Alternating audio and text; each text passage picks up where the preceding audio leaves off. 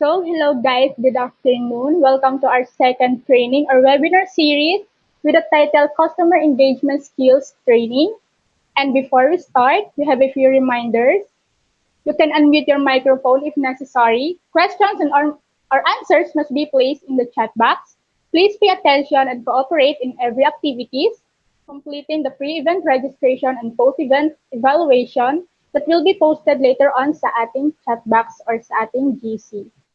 And guys, please pa-remind naman po sa ating ka-team or sa iba po nating ka-interns na pwede na po silang pumasok para makapag-start na po tayo. Thank you. And I am Jemrin Tolosa from HR and Team Department, and I'm your host for today. So to formally start our training, may we call our kind and very hardworking founder, Sir Orly Darnaila, to deliver his opening remarks. Hello po, sir. Hi, team. Hello po, sir. Good afternoon po. Okay. Hang on. Okay, team. Thank you for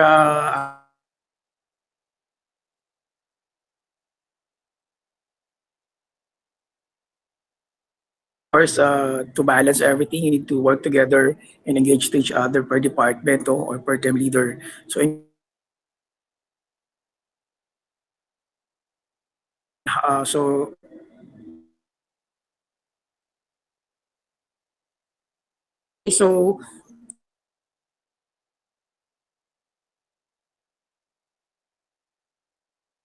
salamat sa inyo. Okay, so enjoy.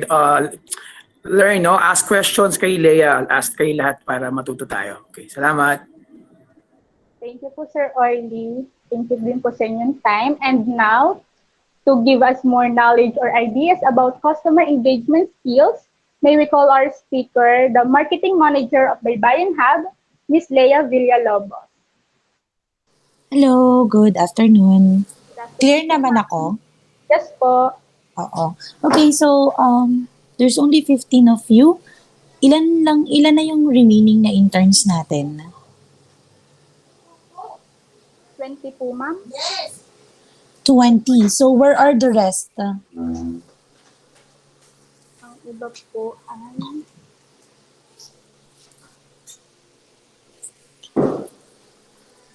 Ganito na lang, no?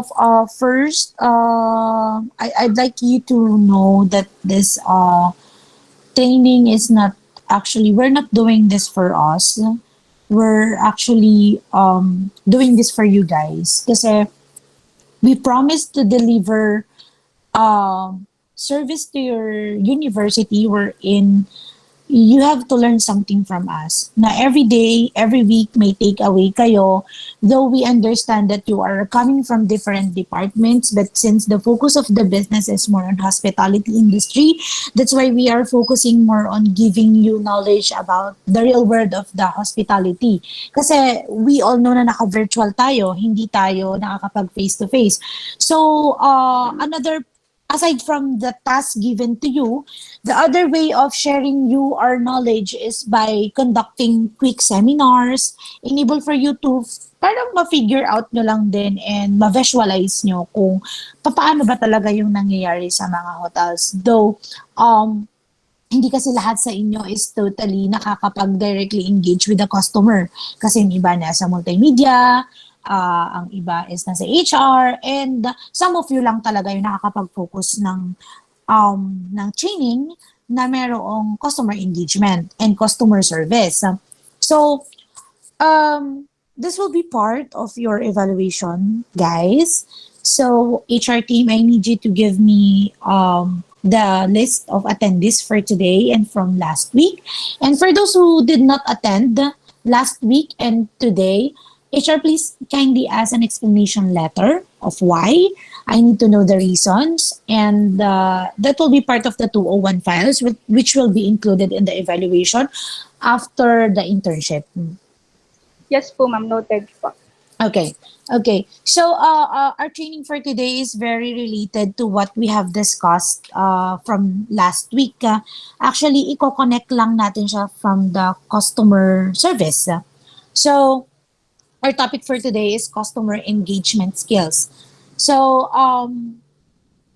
any idea, any explanation, or anyone from you kung sino makakapag-explain and sino may idea of what is customer engagement?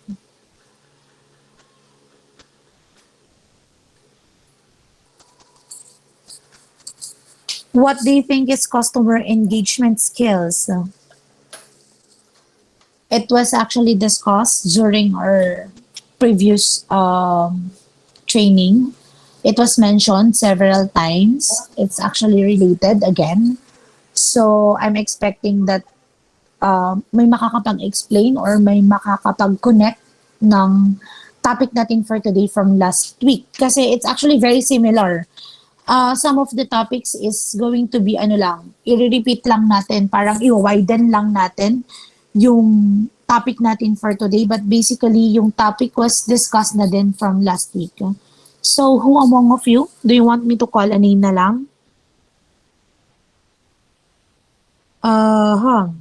Jessica. For me po, ang customer engagement is the communication po with the customer po. Okay. Para po siya yung how we will engage with the customer if they ask for help po or if they need anything po. Okay.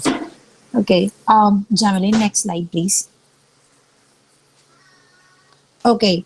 So, the meaning of customer engagement is mastering a set of behavior and relationship building skills that put your customer first, identify you as trusted business partner, not just not just another supplier.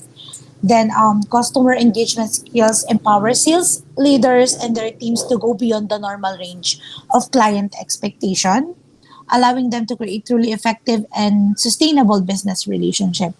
So, to make this topic or this question short, customer engagement is more on building relationship with the customer. Kasi in the hotel industry, hindi lang siya during the time of, like what I've mentioned before, hindi lang siya during the time na nagstay yung guest mo sa hotel. So, di ba I showed you before na mahaba yung cycle ng customer journey ng isang guest sa isang hotel. So, meaning na from the moment na nag-search sila ng property kung saan gusto nilang magstay, from the moment na nag-contact sila sa reservation or sa hotel para mag-inquire, from the moment na nag-isip sila kung ipupush to nila ang reservation or not, from the moment na nag-book na sila, nagbayad na sila, parating na sila sa hotel, nag-stay na sila sa hotel, nag-check out na, hanggang sa maka-check out na yung guest, and either bumalik yung guest or not, meron pa rin siyang customer engagement related. So, hindi natatapos yung customer journey just because of hindi na bumalik yung guest, just because of nag-check out na siya. It doesn't mean na wala na tayong engagement or communication with the guest. No? Okay? So, can you give me some of the ways or means of communicating to the guest in any field, like not just in the hospitality industry? What do you think are the ways on how are we gonna communicate, on how are we gonna deliver the message of the product that we are selling? So what are the means or what are the ways? Give me some answer, Alexandria.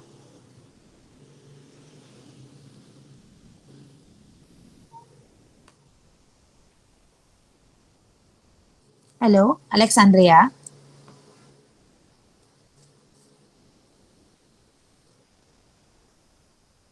Jameline, can you take down note of this one? She's not answering. Can you ask her what happened? I'm trying to ask her a question. So, please take down note of this one, ha? Yes po, ma'am. Javier.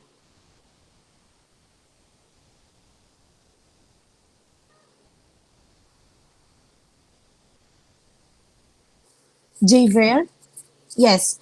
So, can you give me some ways or any type, let's say type na lang ng means of communication ng isang tao to their customer, whether it's from the hotel, whether from other, ano pa yan, industry.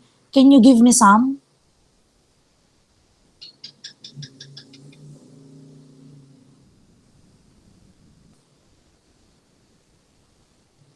Okay. So, what is the means of communication? I'm asking for the means of communication. How are you gonna communicate it to our clients? How are you gonna send your message that, hey, we have a new product? See, check, and see if you can avail or if you can buy, try it. So, how can you deliver that message to the client? What are the ways of communication? It's very basic. You actually encounter it just today when delivering message of regarding the orientation. So, what do you think are the means of communication?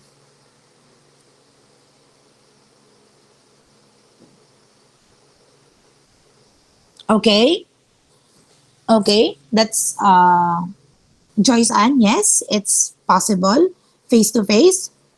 Any other, social media? Yes. Okay. What else, guys?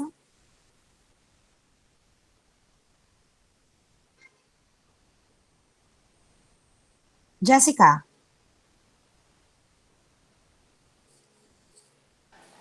Through updating po sila sa mga social media din po. Very good. Jameline, through email. Yes. Okay. So, body language or gestures. Body language or gestures, it depends on the message that you are trying to deliver. Kasi gestures is during the time kasi na personal mo nang kausap yung guest eh. But what if there's no chance yet of meeting the guest in personal? What if ang allowed lang natin is through yung mga virtual. So I can say that hindi pa siya valid as one of the ways on how to engage with the customers. So here are some based from the tools that we are using in the hospitality industry. Okay, so email, you forgot to mention telephone calls. So that's very basic. Yan yung pinaka-normal ways natin, telephone call. Nung times na wala pang internet, guys, 'di ba? Tawag pa lang, text message, chat box. Every website has its chat box para if ever na meron kang concern. Direct or salespeople, as what Joyce Ann mentioned. Surveys. So it's why do you think surveys is a means of of engaging with the guest? What can you benefit from getting surveys and reviews?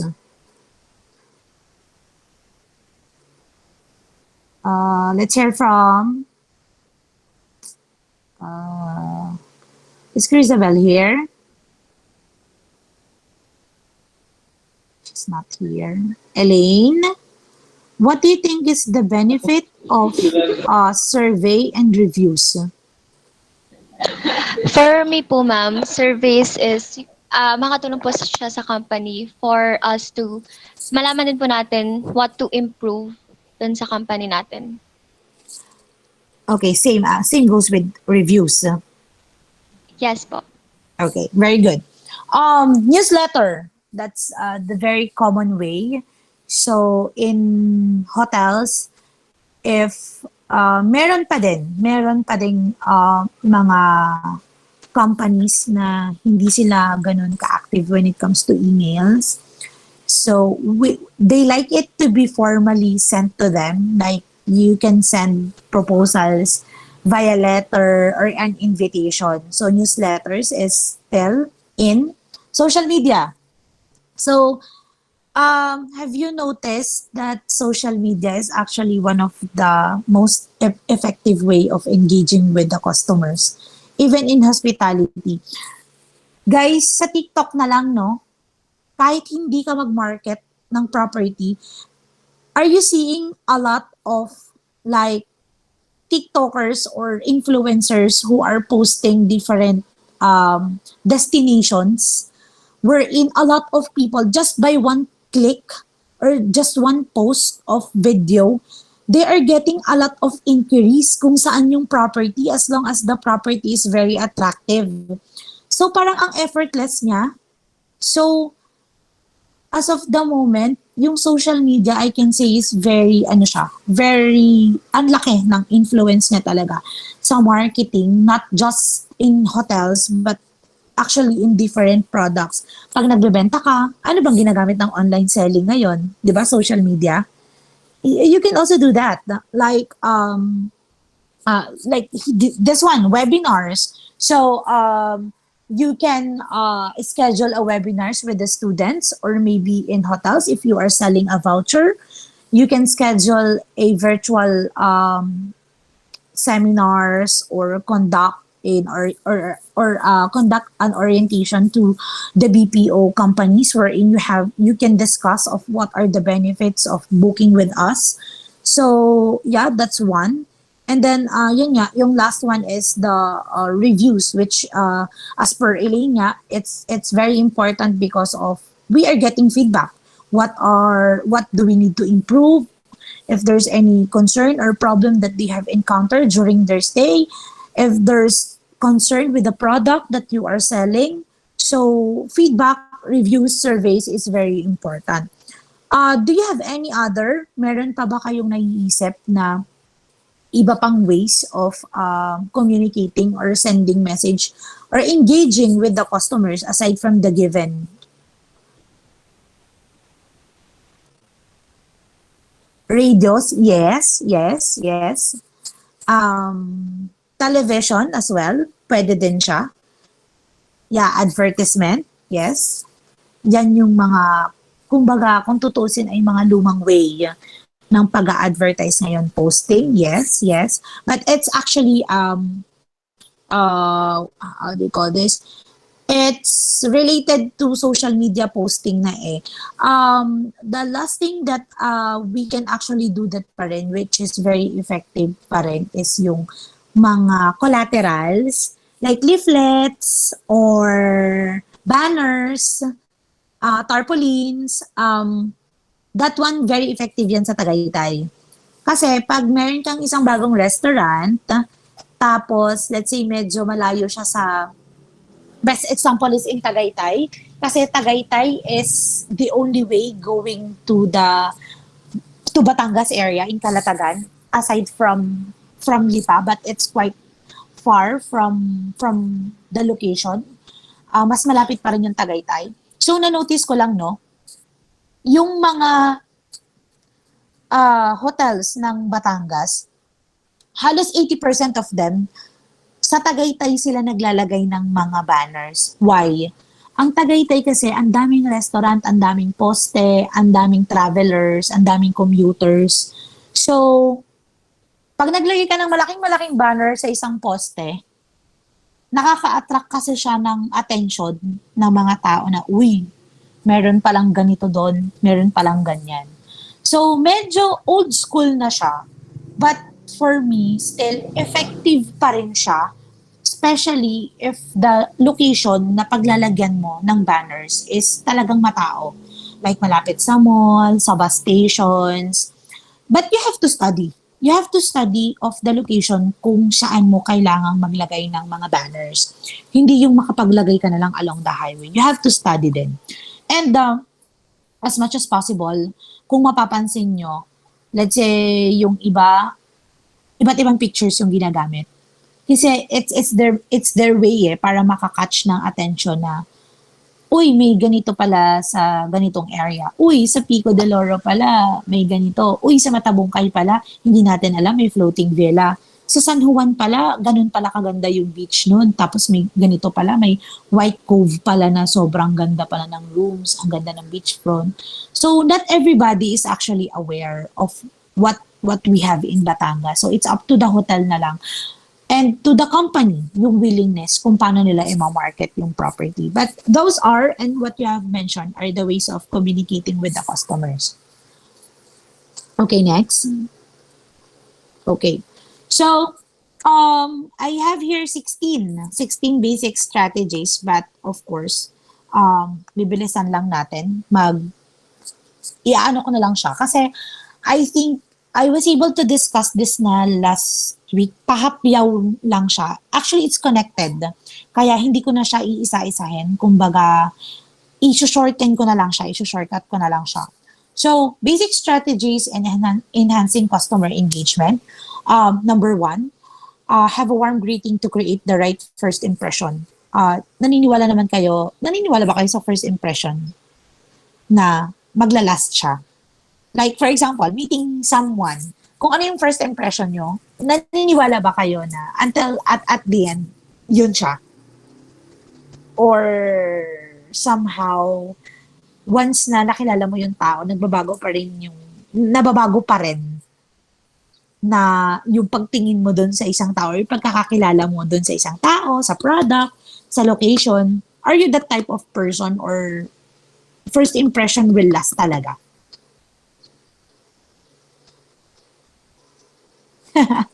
Yes daw.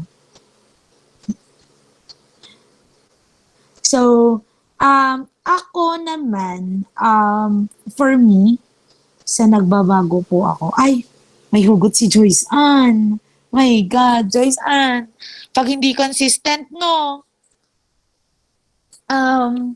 Ako actually, depende. Kasi, meron talagang mga location na minsan akala mo pangit.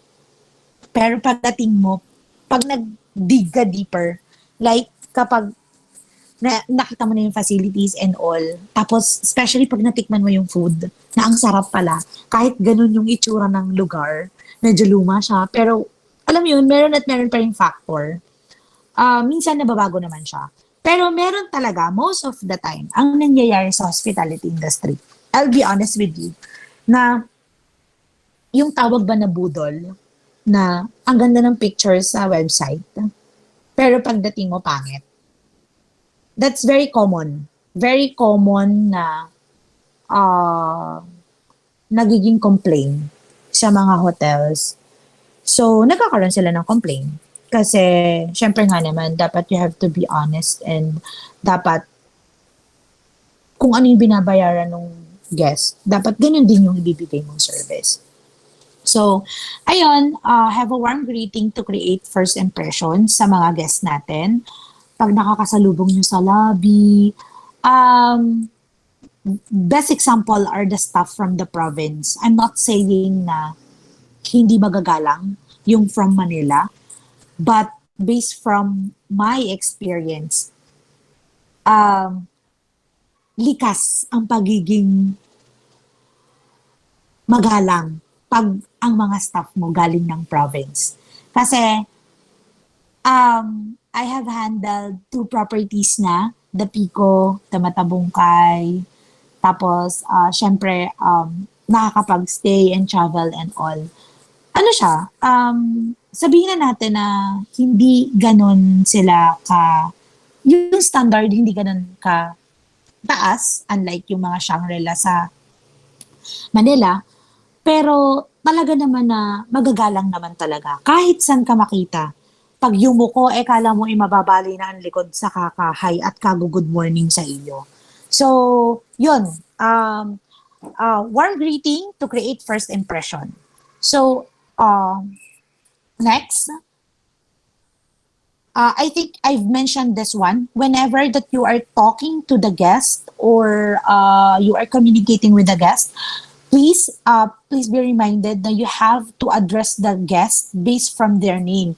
Either meron dyan foreigners, English, British, and then Australians. They don't want to be called ma'am, sir. Talagang first name basis. But Filipinos, you have to be used to them na talagang kailangan tatawagin mo silang ma'am and sir. So, it's either na ma'am plus first name or ma'am or Mr. and Miss. So, as long as na-address mo sila. Kasi it's a sign kasi na nare-recognize mo yung isang tao eh. So, for example, returning guest, tapos alam mo na pabalik-balik na siya doon, tapos hindi mo pa rin alam yung pangalan niya, na every time na mag-check-in, talaga nag-a-ask ka pa rin at nag-a-ask ka pa rin ng ID, pero palagi siyang nag-check-in doon. There's something wrong with you. Kasi ibig sabihin, you're not giving attention or hindi ka nagbibigay importance dun sa guest, sa loyal guest na pabalik-balik dun sa hotel mo. Or let's say, bumibili ng product mo. Let's say, a t-shirt, alam mo na parang palimang beses na niyang bumili, pero hindi mo siya nare-recognize. There must be something wrong with you. The third one is respond to different styles of communication from your customers. So, recognize their needs and circumstances will be different. We all take information in and make decision in different ways. Facts, efficiency and speed will be important to one customer, whilst another customer may want empathy and personal interest taken in them. Okay. Yes, iba-iba talaga yung character ng mga guests. Merong iba na talagang valid yung complaint. Merong iba naman na nagre-reason out lang. So, you have to gauge, you have to weigh kung valid ba yung reason niya. Of course, we have the standard operating procedure. You have to validate if the complaint or if the complaint is valid or if the request is possible. Again, if not, you can courteously inform the guest that the request is not possible. What is important is just to inform them. Inform mo lang whether pwede siya or hindi. I think maiintindihan naman nila yon kasi it's the standard operating and rules ng property. Next. Ensure the correct spelling of the customer name in all correspondence related to dun sa paggamit ng name whenever you're addressing something to the guest.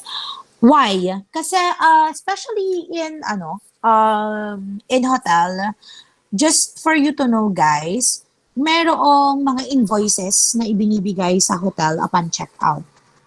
Meaning na yung breakdown and list of billings is actually being given to the guest upon checkout. Some of them, especially those who are in business trips, are asking to address the receipt, the official receipt under either their name or both company or their name. And may mga strictong company hindi po pwedeng basta OR lang. Kapag yan ay mali ang spelling, hindi nakapangalan sa kanila, I'm telling you, may mga company na hindi yan nire-reimburse sa kanila. So you have to be careful. As much as possible, ask for the copy of ID and i-ano na lang siya. Tawag dito, kopyahin nyo na lang. May encounter nyo naman yan kahit naman siguro kahit pumili ka ng let's say isang perasong anything like parts ng computer tapos gusto niyang i-reimburse sa company. So may mga ganong company talaga na medyo strict when it comes to reimbursing. So ayun, may mga guests din na much preferred nila yung as mentioned kanina na first name basis lang. And guys, you have to address them based from their profession like for example, ang guest mo doctor, or let's say ano pa ba yung si lawyer, attorney, mayor, especially mga VIP, you have to address them based from kung ano yung profession nila. Okay? The fifth one is refer to your customer database. If they are a current customer, you can quickly see who they are and how they have to utilize your business to date. Use the information to anticipate their needs next time. Okay, this one is very easy. Na-experience na to especially ng sales team natin, which is nila Elaine, nila Crisabel, and I think most of you naman have experience to undergo customer service department. So, yung mga request, yung mga preferences, you have to take down note of that. Every hotel has its database, meaning na lahat ng profile ng guest, full name, mobile number, email, the request, ano yung preferences, especially those who are like senior PWD, preferred non-smoking, yung preferred ng guest, vegetarian siya, allergic siya sa hipon, allergic siya sa peanuts. There are some system who are capable of catching those information, and you can just easily generate it from the database.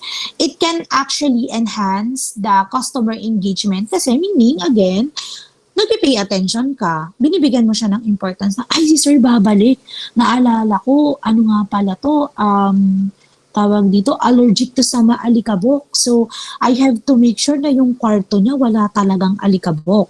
Plus points yan. So, yung mga simpleng bagay na natatandaan mo, yan talaga yung nakakapag-impress sa mga customer when it comes to hotel industry. Not just in hotel industry, kahit naman sa restaurant eh. Pag bumalik ka, meron kang allergy ka sa hipon or sa peanut. Tapos, alam mo may peanut butter ang kare-kare. Are you still going to offer kare-kare? Eh, alam mo namang may peanut butter yun, allergic siya. Eh, paano kung nagpantal-pantal yan sa harapan mo? 'Di ba? Hipon, alam mo naman na pabalik-balik na siya, allergic siya sa hipon, tapos ang i-offer mo, sinigang na hipon pa rin, o kaya chop suey na may hipon. Eh, na-mention na niya yan before. Yun nga lang, minsan nagkakaroon kasi ng instances na kahit alam mo na ganun, minsan kasi hindi na-take down notes ng mga kasama mo. So, miscommunication pa rin. Okay? Next.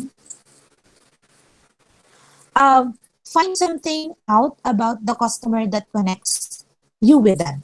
For example, where they are calling from, what the weather is like today, and what brought them into your business. And then also consider how they will be using the product and even their hobbies and interests. Guys, for your information, I worked as a front desk associate and front desk supervisor for almost 5 to 6 years.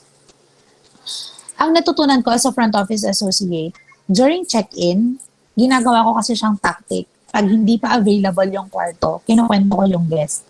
So, minsan 15 minutes, hindi nila namamalaya na hindi pa pala available yung room. Pero 2:00 na. So, ayun, make time to find something that can connect to your customer. Like, I have a staff before na sobrang fan siya ng PBA. Tapos, ang check-in niya nun, when I was in Pico, are PBA players. So, talagang siya yung open up na, alam mo ba, super fan ako ng PBA. Like, pinitogan ng ganyan. Alam mo ba, at point of checkout, nag-end up, binigyan siya ng jersey nung PBA player na yon. Kasi sobrang nagpasign pa siya ng autograph, blah, blah, blah. So, make your service personalized. It can actually, it's a big impact dun sa satisfaction ng isang guest kapag nag-serve ka. Okay, be accessible to your customers. That's number 7. Ensure they know how and when to contact you. Of course, ngayon naman, kung hindi ka makontak sa cellphone, pwedeng email. Kung hindi ka makontak sa email, may social media, may Facebook page. They can chat you, and most especially, kapag may complaint sila, yan, ang social media ang ginagamit nila ngayon. Pinupost nila, whatever their experiences is, either it's good or bad. So, not just to contact you because of they want to book, they want to stay, but even if they want to demand something, or if they like to complain something, you have to also be accessible, either positive or negative. On both sides, dapat accessible ka to your customer. Next, have a human contact option. This is needed to support fully automated environments. Whilst customer today wants speed response, there are times where they need the human touch. Usually, where guidance is needed, the customer wants something slightly different to your standard product offering. Okay.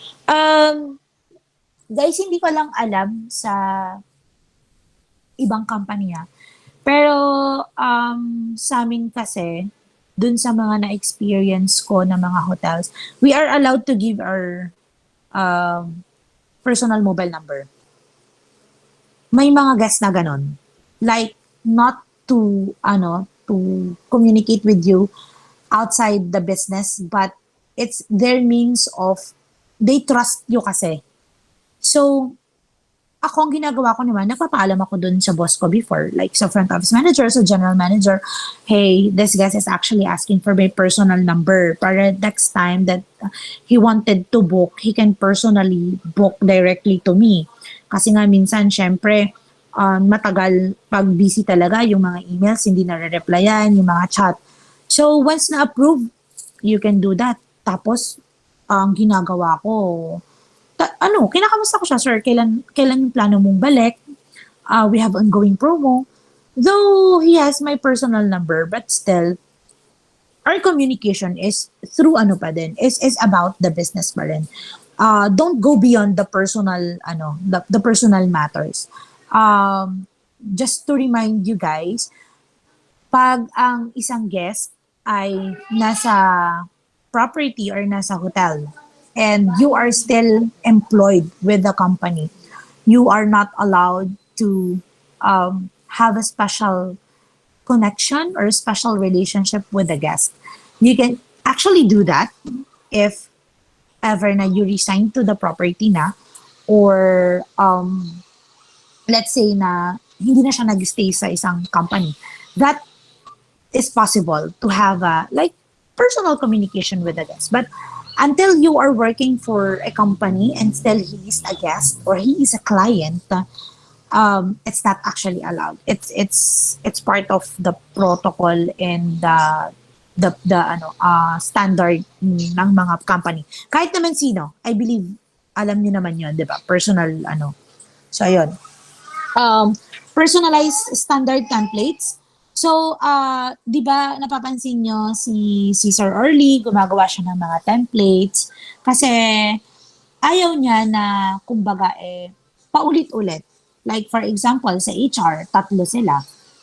Para, kunwari, ang isa absent, nandoon na yung template. Pag may pinagawa, pag may pinasend na email, nandyan na yung template. Hindi iba-iba yung message na nasasend natin sa customer. So, if you fill up mo na lang siya based from the requirements, but at least the message is there. What you just have to revise is, let's say, sa room, yung price lang. Kasi there's a difference between the category or the number of packs na magstay. But templates is very important. Kasi consistency is very important when it comes to serving or extending service to the clients. Okay, number 10. Present solutions, not problems. Okay. Guys, kapag nag-complain ng guest, as much as possible, if you have superiors or meron kayong supervisors, think outside the box. Like,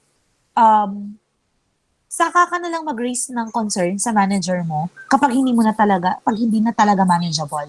But if you think that a simple problem can be solved naman, you can actually offer the solution na.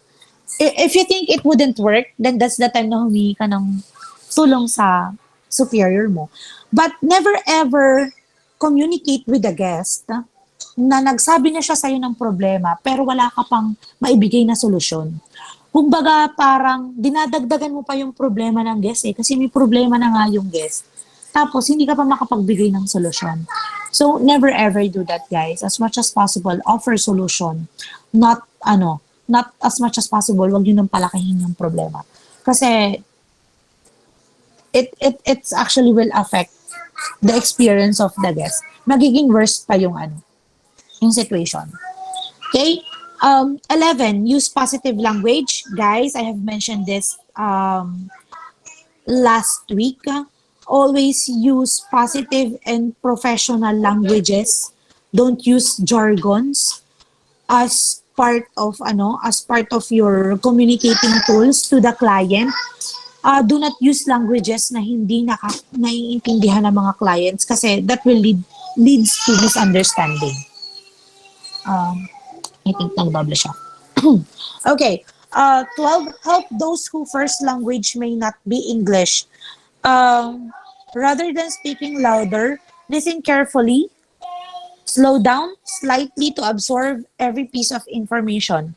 Use phonetics to capture information correctly and visuals to explain something to the customer. Okay guys, best example, Koreans, Japanese.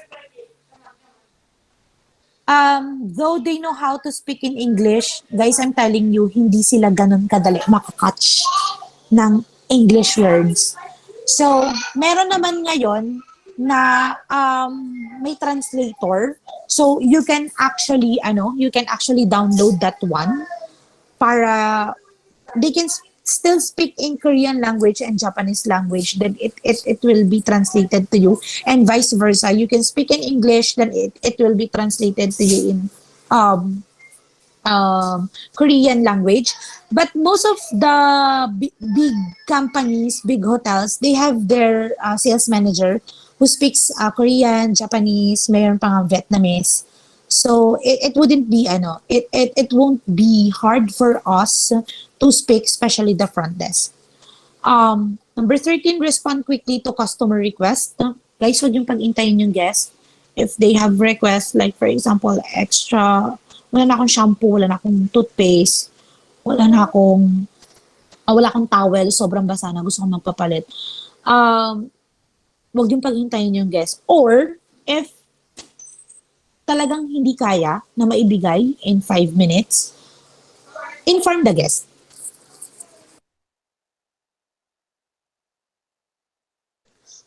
Inform nyo lang siya na, ma'am, pasensya na po, medyo matatagalan kasi busy po yung housekeeping namin. So, inform nyo lang para hindi siya naghihintay. Ganyan lang siya. And then,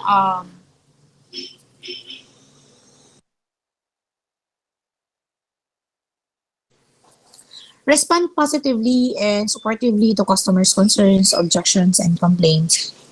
Again, it has been discussed last week. You just have to acknowledge the complaints of the guests, what are the concerns of the guests. You have to listen and then offer solution. Do not argue with the guest, guys. Kahit alam nyo mali yung guest, still you have to talk to them in a friendly manner. But of course, not all customers are right. Again, it will be depending on the situation. It will be depending on the concern and the complaints. But still, respond to them positively. Either even if hindi nyo mag-grant yung request nila, but still in a nice way kayo makipag-usap sana kahit inis na kayo sa guest. Okay? Okay, next. Let your customers know how you will address concerns or complaints related to number 14. So guys, you have to listen, hear them, and then offer solution, know what happened, and then, offer solution. Then, ask them kung okay sa inyo yung ino-offer yung solution. If not, then hanap kayo ng ibang ma-offer sa kanila. If talagang wala, if talagang possible, just let them know. Address customer concerns or complaints on the spot. Guys, there are some instances kasi na kapag may complaints ang guest, binabaliwala kasi ng ibang staff. Feeling kasi nila wala lang. Like, just to give you an idea, minsan, yung mga customer na hindi nagsasalita, hindi vocal, sila yung grabing mag-complain. Like, magugulat ka na lang, gulatan na lang. May letter sa general manager, may post sa Agoda, may post sa website, with matching mentioning of the staff name pa. So, guys, kapag naka-encounter kayo ng customer na madada, na medyo makulit, na medyo, in a way naman na medyo yung alam mo yun, yung talagang nakaka-frustrate lang minsan kasi talaga, kasi pag demanding yung guest. But, that is better kasi alam mo na may complain yung guest. Unlike sa mga guests na sobrang tahimik, you thought na everything is going well, na wala silang complaint during your stay, tapos may complaint pala sila kinabukasan. Mas maganda na ang complaint ay ma-resolve and ma-address mo kapag nandiyan pa ang customer mo. Rather than nakaalis na yung customer mo and you don't know kung paano mo siya isosolve. Kasi ang hirap na eh. Imaginein mo, number one, hindi mo na kaharap yung guest. Number two, hindi mo na talaga siya totally matatanong kung ano nangyari. Kasi merong guest na magko-complain na lang via online, magpo-post na lang siya ng negative comment, and they don't want to talk to you anymore. Like, mag-vent out lang siya na, ayoko na bumalik sa hotel na to, ang pangit ng service, blah, blah, blah, blah, blah, blah, ganyan, ganyan. Lahat ng paninira, lalagay na niya, tapos, yun, hindi na siya makikipag-communicate sa'yo. May mga ganong klase ng tao. Or, meron naman na agaw pansin lang, na, magpapapansin, magpo-post, syempre, makakatch yung attention mo, tatawagan mo, naghihintay sila ng offer. Kung ano yung, in exchange, ano yung magiging offer mo sa akin? Kasi, nag-complain ako eh.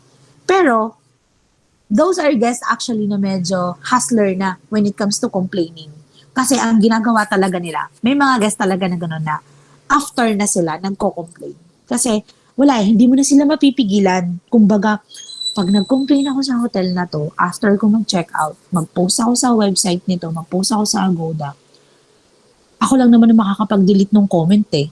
So, pag hindi nila binigay yung gusto nila, pag hindi nila binigay yung gusto ko, hindi ko di-deletein. I-delete ko, pero bigyan mo ko ng something in return.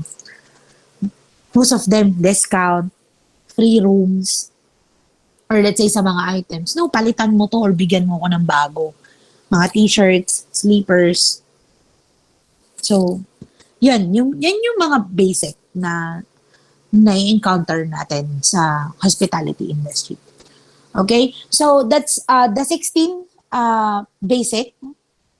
And then, the next topic would be the very ano lang naman siya. I-discuss lang natin siya. So, easy customer engagement strategies. So, I have discussed na what are the ways kung paano natin may enhance ang engagement skills natin, di ba? So, papaano? Like sa staff. So, magde-demand yung company, magde-demand yung hotel na gusto ko positive feedback, gusto ko ganito. Okay, kailangan pag may complaint, dapat ma-resolve mo agad. Kailangan kapag may tumawag, masagot mo agad. Kailangan pag yung guest tumapak dyan sa pinto, ngingiti ka agad. Kailangan i-acknowledge mo agad. Kailangan matandaan mo agad yung pangalan. Kailangan ganito, ganyan. Ganyan kasi yan eh, na parang kailangan. Pero, paano mo siya maa-attain? Hindi mo naman kasi siya, guys, hindi mo siya makukuha ng isang click lang na, and hindi mo siya matututunan actually from on your own lang. Kasi you still needs, of course, number one is to train. Yung training kasi is very important, especially if yan sa mga templates, sa standard operating procedure. Kasi as mentioned kanina, yung templates is to have consistency ng service na ino-offer natin sa mga clients natin. Do you think kung hindi kayo ititrain, yung alam ng isa sa inyo, let's say si Jessica, yung itinuro sa kanya or yung natutunan niya is same with kung ano ang alam ni Jemeline kung hindi kayo itinrain? Of course, that's the purpose of setting standard operating procedure para kahit yung manager at yung staff, iisa ang alam nila. Hindi sila yung iba-iba na, okay. As simple as, pag nagsiserve ka ng cappuccino, yung tasa, yung handle, saan ba siya dapat nakaharap? That's actually a basic and very common concern sa mga coffee shop. Alam nyo ba na may tamang point ang glass, ang baso na kapag isinaserve siya? So, dapat, number one is, at least kung hindi mo masyadong kabisado yung guest, saan ba normally humahawak ng handle ng tasa ang isang guest? Pero depende kung saan siya nakaupo. Pero most of the time, sa kanan. Pero never ever na yung handle ng tasa ng cappuccino or ng latte or whatever coffee is nakaharap mismo sa guest. That's not the standard. It should be on the right.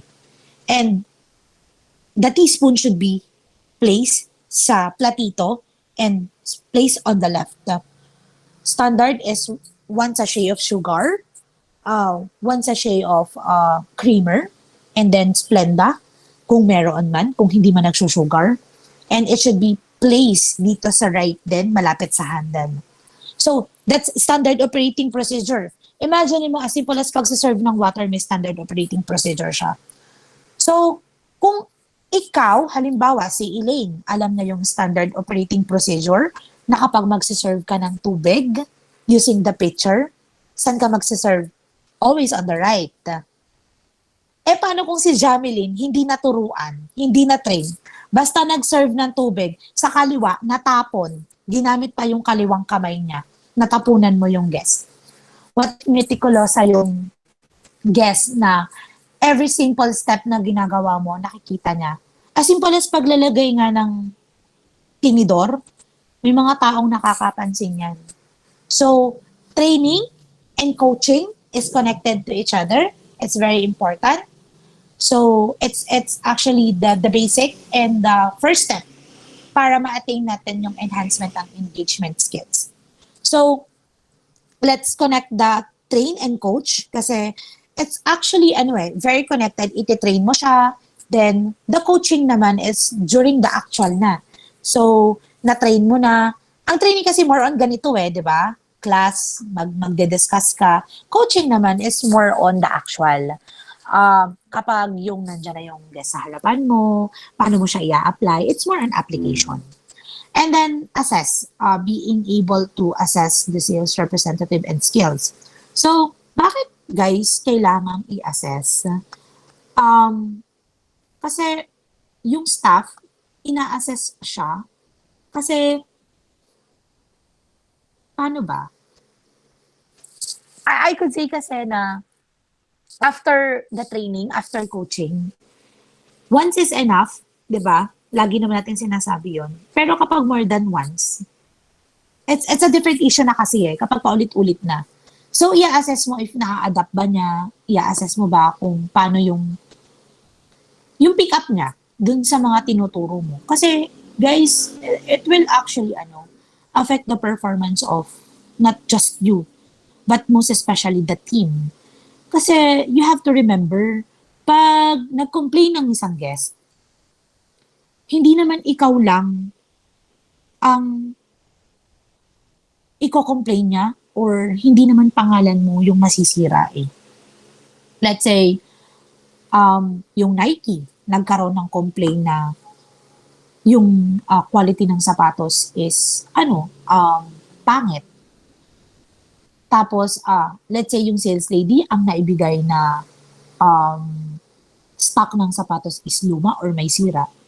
Guys, hindi naman nila sasabihin na yung sales lady kasi mali o luma or may sira yung binigay na stock sa akin In general siya. Let's say sasabihin, yung Nike pala nagbibigay ng lumang stocks. Ganun lang siya. As simple as that. So, yun. You have to be reminded na yung buong business will be affected if merong concern or complaint yung isang client natin. So, you have to assess. Ikaw, sa sarili mo, nakikita mo naman kung kaya mo or hindi. And, don't get me wrong. But guys, if you have anything na hindi naiintindihan or you think na medyo mahirap siya, walang masama sa magtanong. I always say that. Kasi even ako, pag hindi ko talaga alam, nagtatanong talaga ako.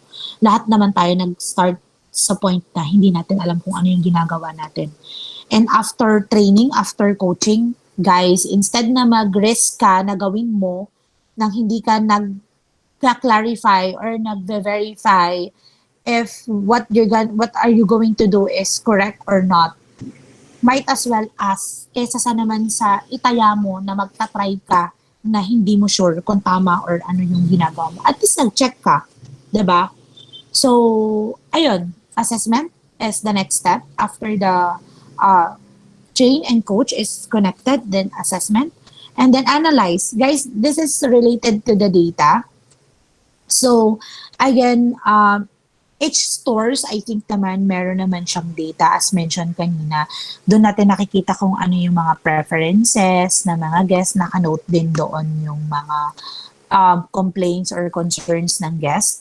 Mayroong mga systems sa hotels na talagang nai-input mo talaga doon yung mga requests and concerns. So, if nakita mo na pabalik yung guest na yon, tapos alam mo na, ay, nag-complain to dati. Ayaw niya ng mabaho yung unan. Di ba? Ia-analyze mo yung data para next time, maiiwasan mo yung same complaint na na-encounter niya. But of course, don't give a chance na nagawan mo na ng solusyon yung previous na concern tapos magbibigay ka pa ng another chance para lang makapag-complain siya ng panay bago. Tapos ayan, the last one is to reinforce. You have to retain the knowledge. So, meaning na, it should be parang every time nag-i-improve ka, not just you, but the company itself. So, it's a continuous improvement. You retain the knowledge, but yeah, like what Baybayin Hub is doing, that we are conducting trainings, even in our staff naman, we are doing that. Kasi if you think na, minsan kasi na out of out of the line na din kasi minsan nawawala ka na sa wisyo. So, you have to keep it na, and you have to make sure that everything is in good condition. Yung staff mo, na-check mo, blah, blah, blah. So, ayun. That is the easy customer engagement strategies. So the last one is the importance of customer engagement. Guys, di ba last time is sabi ko sa inyo kapag satisfied yung guest, meron din siyang good effect. It's very similar, of course. Increase the revenue, may babalik na mga tao. Of course, the feedback will increase referrals kapag kapag good feedback tayo. Tapos yung loyalty nung guest natin, syempre magpapabalik-balik siya. Kung bakit naman nga ako susubok ng ibang property na let's say sa competitor, kung alam ko naman na lahat naman ang gusto ko, nasasatisfy naman ako ng ganitong hotel, bakit ako magta-try ng ibang brand ng sapatos if I think na every time nagbabasketball ako, comfortable ako sa Nike? So, it will lead to the increase of the revenue, loyalty ng guests, increase the purchase. Tapos, yan, cross-sell. You can sell other product. Tapos, of course, sa referrals, kapag nakapag-refer yan, tapos gustong itry ng mga kaibigan niya, syempre, dagdag customer din siya. So, that's the importance of a good customer engagement. So remember that people are at the heart of the outstanding customer service, and customer engagement is essential for success in this area. You can have a fabulous product that meets customer needs, but if customers cannot easily engage with your people to explore their options, get advice, or receive good after sales, then their desire for your product will be short-lived. This is especially true when a competitor comes along offering a similar or enhanced product version in a service environment. People like to feel valued and respected. So, same as what I've mentioned, guys, kahit gaano kamahal ang product, kahit gaano kaganda ang product, pero if they don't feel na binibigyan nyo sila ng importance and hindi nyo na-address lahat ng needs and requirement ng mga customer, kahit pa sabihin mo na 5-star hotel aman pulo, pero ang sungit-sungit ng mga staff, tubig pa lang. Sus ko po, ang sandwich ang turon ay 750 pesos na, pero hindi naman masarap. Tapos yung competitor is 350 pesos lang, pero masarap siya. So I'd rather go to the competitor rather than spending a lot of money dito, di ba? Tapos, kilala pa ako ng mga staff. Talagang sinasalubong ako. May baby akong kasama. May baby crib na sa loob ng, ng room ko. No need to tell kung ano yung favorite ko na kape. Nire-ready na nila kapag nagpupunta ako doon sa restaurant. So, those are the simple gestures na talagang masasabi ko na aside from the price, aside from the facilities, that's the number one consideration ng mga clients natin in hospitality industry. And I think even in other products naman, 'di ba? Restaurants, sa mga spa, not sa mga product kasi of course the satisfaction is based from the quality. Quantity pa din. But yun, syempre hindi mo naman babalik-balikan kung hindi ka satisfied, 'di ba? So ayun, that's the end of my discussion. 15 minutes questions, guys. If you have anything, please let me know. Para saktong 6 o'clock tayo. So, ayun po. Thank you po, Ma'am Emma. Sa Leah talaga, hindi Emma. Tagakinig lang ako Yeah. So, ayun guys, do you have any question for me? May clarification ba kayo? Actually, malawak pa yan. Sobrang lawak niya. Iniisa-isa lang natin kasi as much as possible. Our target is at least an hour and a half per per week. So, yeah, guys, any question? Let me know para Thank you, Ma'am Leah. And may questions po kami kaso na-discuss nyo na po about po dun sa po yung how can you improve the customer engagement skills daw po and ano daw po sa tingin niyo yung mga easiest ways or engage with customer po. So, I think easiest talaga is number one is to pay attention. Kasi ikaw naman, parang may tao kasi na normal naman kasi sa tao na kahit sabihin mo na hindi ka tinrain.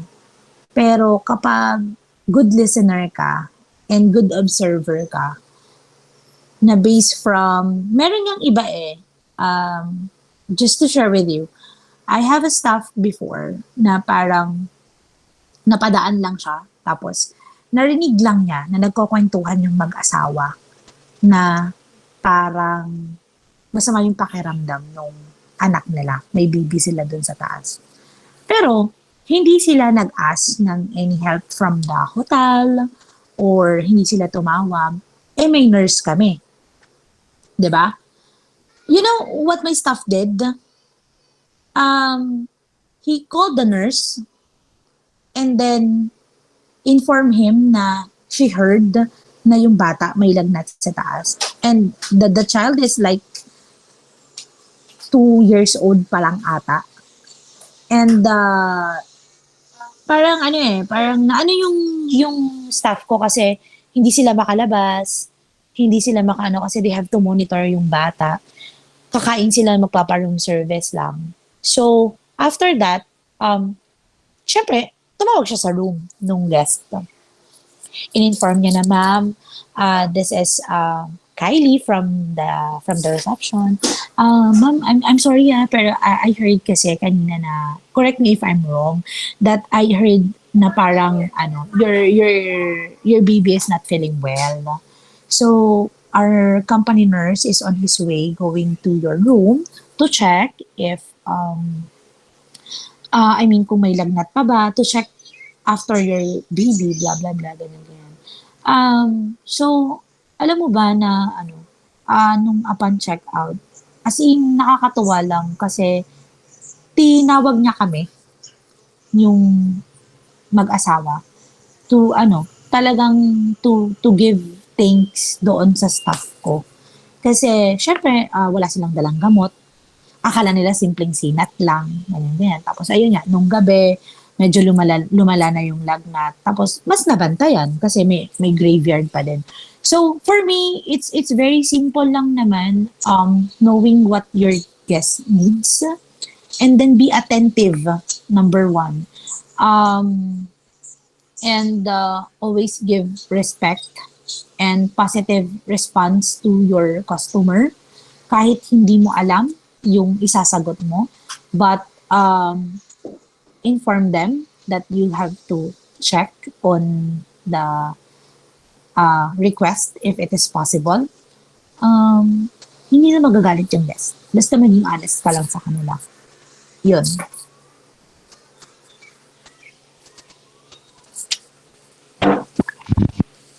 Meron pa pang dalawang question. Ang how to build long-term relationships po with customers daw po.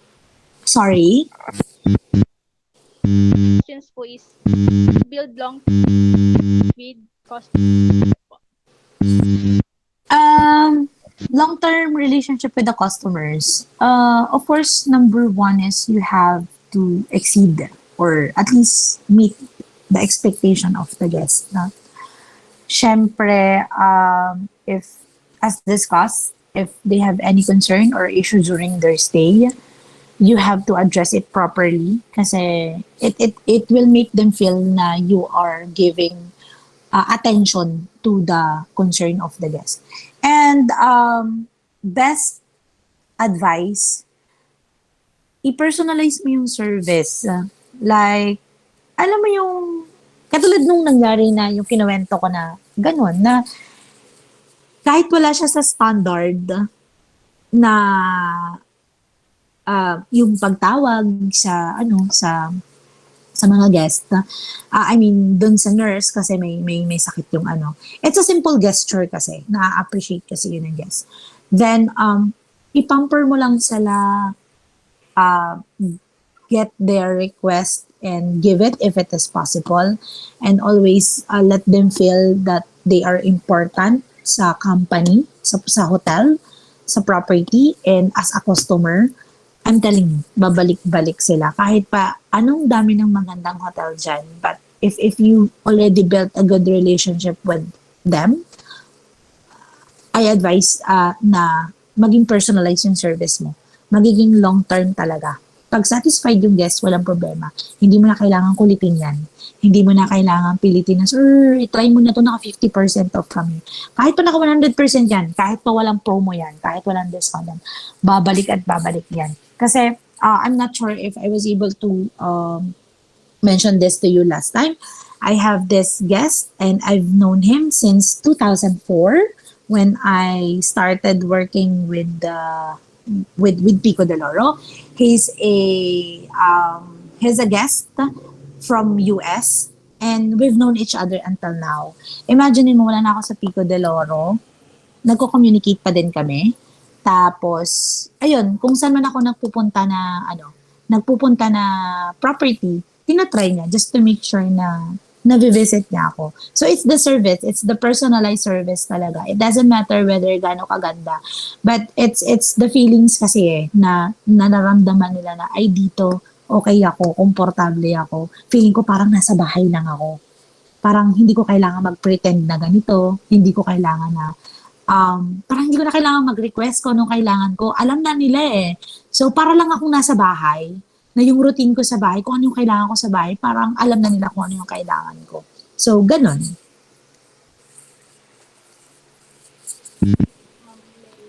And may mahabol pong sakong question. What is the best thing you gain daw po in working Baybayin Hub? In Baybayin. In Baybayin Hub, I think it's more on the confidence din. Kasi, just for you to know, mahiyain talaga ako. Hindi ako ganon ganon ka-comfortable na makipag-deal with other people and speak like this in front of other people. So, si Orly, lagi niyang sinasabi na, join ka sa like pag nag-shoot, tapos, ini-encourage niya ako na, ayun yung mga, gumawa ng mga testimonials whenever we are traveling. So, until na parang naging comfortable na din ako na, let's say, humarap sa camera or sa photos, ganyan. Then, I can say na mas lalo niyang na-develop yung interpersonal skills ko. Kasi, of course, I am communicating with not just with the client, with not just with the guest, but of course the property owners. And guys, honestly, this one, the chance that was given to me to conduct a training with you, it's actually a big achievement for me, and I am very thankful din kila Orly kasi I was given the chance to conduct training. Kasi aside from being in the operations, I mentioned this to Miss Rowena. My long-term goal actually is to teach, and I'm planning to take masterals in Lyceum, Batangas. Maybe not now kasi hindi pa face-to-face, but that's my long-term goal kasi na siguro if I'm really tired of being in the operations in the hotel, at least hawak ko yung oras ko. I'd like to teach. I'd like to teach students, which is also related to hospitality industry. So, ayun.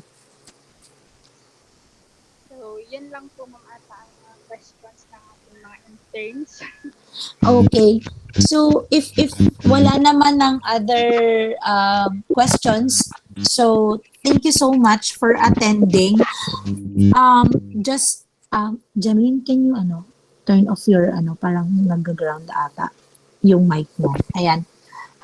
So, thank you for attending, guys. There's only 16 of you. And though kulang kayo, but I hope na may natutunan ulit kayo today. Though it's very quick and it's very basic. Alam ko naman some of you knows this na.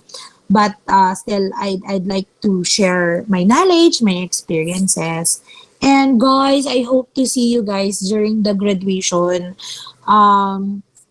I think I'll take this opportunity na din to discuss that we are planning to have the interns graduation this coming June.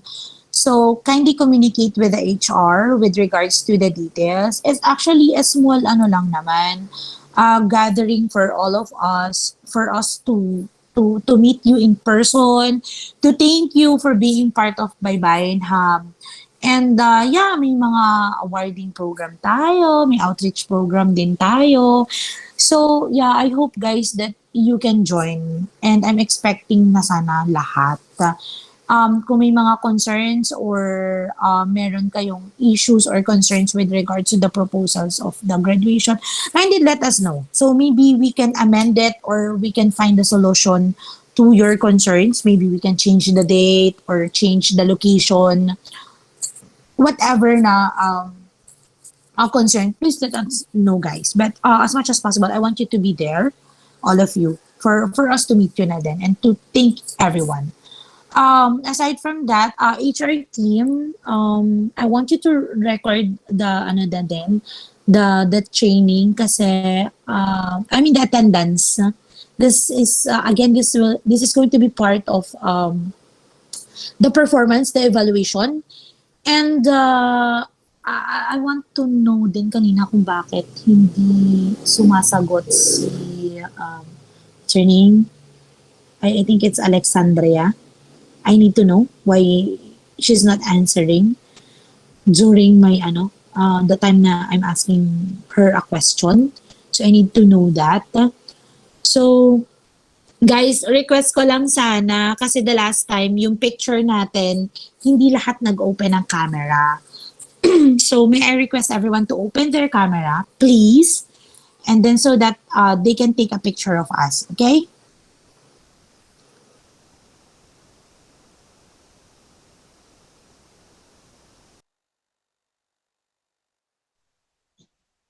Eileen?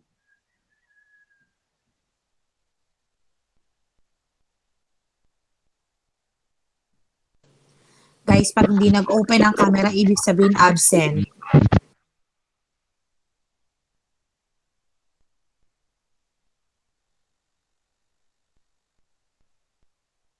Sino pang hindi nag-open? For our photo opportunity po, please open your camera, guys. Kasi po ang pangit tingnan. Pag hindi naka-open ang camera. Sorry pa ako.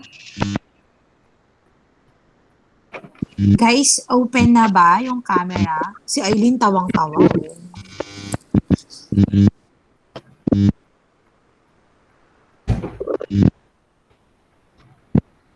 Okay na? I mean, technical team, okay na ba? Naka-open na ba lahat ng camera?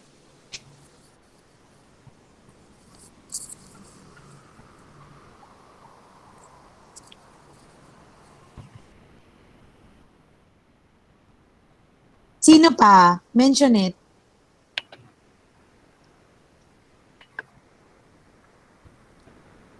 Sorry, sino?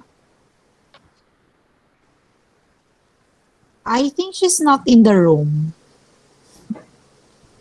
Jemeline, can you, talk to her after this one, How about mag-roll call kayo kaya Jemeline? Kung sino yung mga present. Ahu. Namiss ko tuloy yun.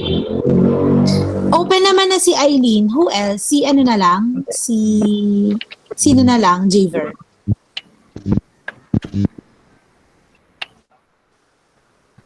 It's okay. Go ahead. I think she's not here. Okay. So, pabilang na lang po if pwede.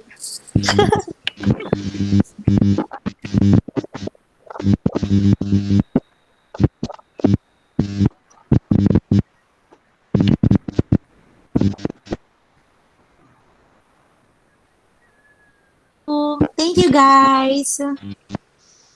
Thank you. po. Thank you so much. Bye-bye. Bye-bye. Bye-bye. Thank you. Thank you po, ma'am.